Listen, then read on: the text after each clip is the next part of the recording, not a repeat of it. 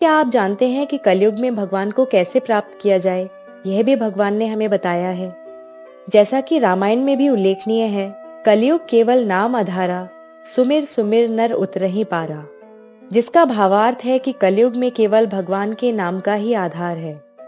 इसी संदर्भ में एक और बात भी शास्त्रों में कही गई है, हरेर नाम हरेर नामेव केवलम, कलौ नास्तेव नास्तेव नास्तेव गतिर अन्यथा। अर्थात एकमात्र हरि का नाम ही कलयुग में भगवान प्राप्ति का उपाय है। तो हरि का नाम किस रूप में लेना है, ये भी शास्त्रों में उल्लेखनीय है। दोस्तों, ये 16 शब्दों का मंत्र है, जिसे महामंत्र भी कहते हैं।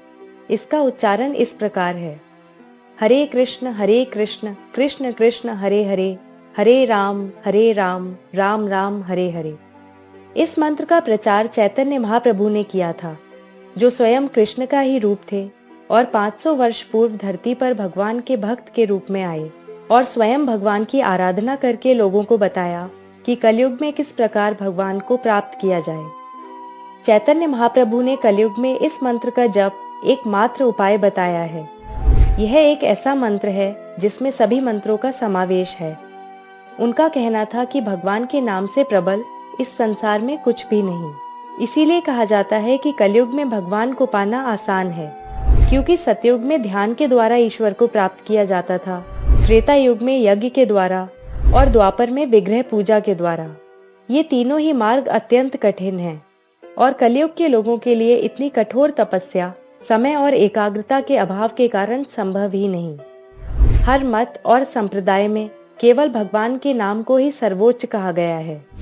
नाम जप में किसी समय, स्थान, परिस्थिति, अवस्था और विधि विधान की कोई बाधा नहीं है। किसी भी प्रकार से किसी भी परिस्थिति या अवस्था में कहीं भी और कभी भी नाम जप किया जा सकता है।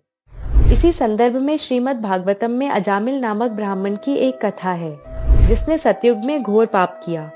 विवाहित होने पर भी वो वैश्या के पास रहा। उस वैश्या से अजामिल को एक पुत्र भी प्राप्त हुआ, जिसका नाम नारायण रखा गया। मृत्यु के समय उसने अपने पुत्र को पुकारा तो स्वयं नारायण प्रकट हुए।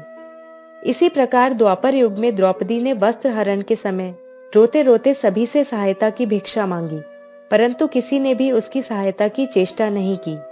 तब अंत में उसने श्री कृष्ण को पुकारा और भगवान कृष्ण चीर के रूप में प्रकट हुए, जिसे खींचते खींचते दुशासन हार मान गया। राजा परीक्षित के वैद्य धन्वंतरी का कहना था कि नाम जप एक औषधि है जो सभी रोगों को नष्ट कर देता है।